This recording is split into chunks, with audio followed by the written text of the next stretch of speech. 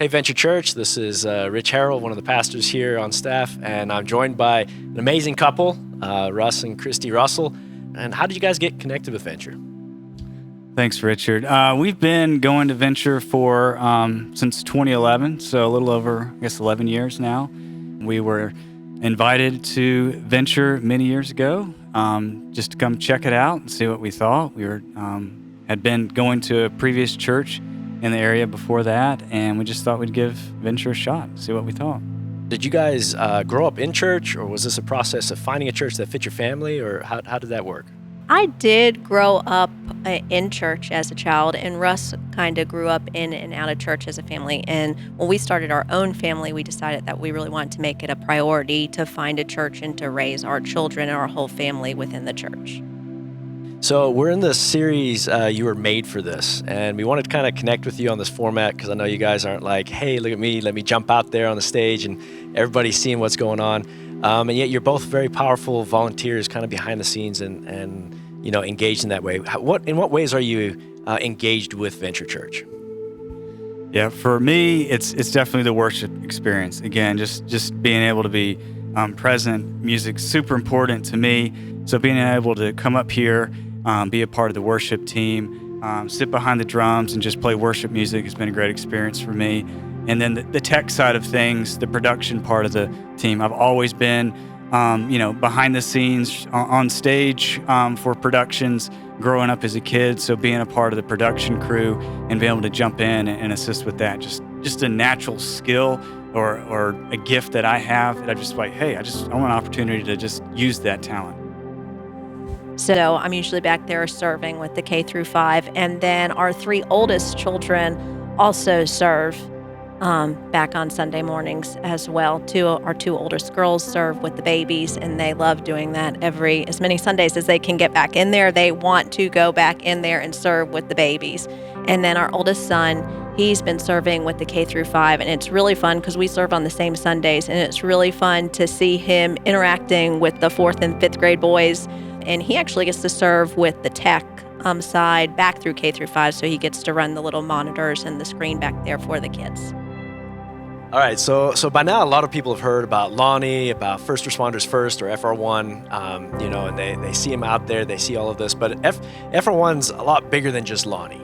How have you engaged that ministry? So for me, I had the opportunity to hear Lonnie speak one Sunday a few years ago, and he was just sharing, his heart, the importance of first responders, what they meant to him, and that was just a moment where I just sat there in my seat and was like, I was just really drawn to what he was saying, and I was like, there's probably something I could do, and so that all started. First Responders First has been going for almost 4 years now. So it's about 4 years ago. It all kind of just started there. And there's little things that I say little things, but to Lonnie and to the rest of the FR1 team, there's huge impacts. I mean, just, hey, can you help me with this on the computer? Can you help me? We need to be able to connect the team, collaborate better as a team. What can we do? What are your ideas? And again, it was a natural gift for me. If you know anything about the 2 of us, what one of us does, the other one, we come together as a team. That's true.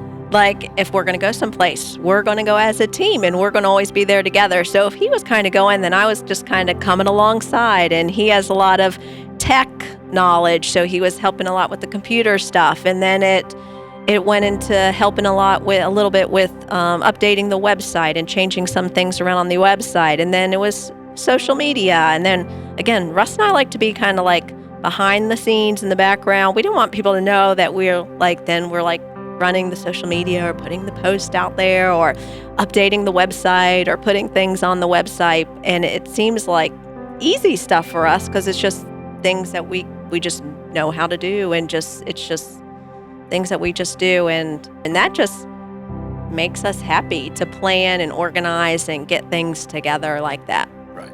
Perfect. All right, so serving in these roles isn't always easy, right? It sometimes takes a lot of sacrifice, personally, in your lives, in your family life, in your whole family group. But it also comes with great rewards as well. How have you guys experienced this in your lives? Well, I can tell you some of the sacrifices. I mean, there were many a times, because like I said, we've been at Venture over 11 years. So that means that we had little kids when we first started, like 8 and under, little teeny tiny people coming to church on Sundays. And Russ, when you play drums, then the worship team and the production team and all those guys are here at like 7 o'clock in the morning. And I was at home and getting all of the kids together and out the door. And sometimes they're crying and it's tough getting out the door.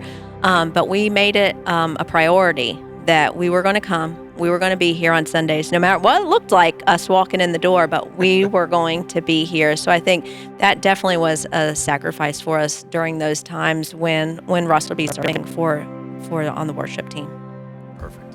Yeah, and I mean, are we putting God first? Or are we putting those other things first? And we've years ago, I remember, it was probably David talking about for him and his family making church the priority, and before all those other events. So putting God first and making church a priority is super important to us. And I think over the years, it's hopefully gotten easier as the kids have gotten older, and now they are seeing, and now they are helping the younger kids in our family, help get out the door so that we can continue to make church, put it first and make it importance. Awesome. I would say throughout the years, the biggest reward that I've seen is how our children are growing in the faith and how they are excited to come and engage in the things that they are learning, and how they're just excited to be here, and just seeing our kids and how they've grown and be more connected and have a relationship with God has really been very rewarding. That's awesome. Like we said at the beginning, I'm here interviewing you in this way because you guys aren't the type of people that want to get up and celebrate yourselves, that you need that recognition, that everybody's like, wow, wow, they're so outspoken about what they do. And yet you have a huge impact. And a lot of people in the church, they'll look at somebody like Lonnie and they'll be like, man, I don't have the capacity. I can't do that. And yet they're going to hear this story. They're going to see the impact that you make.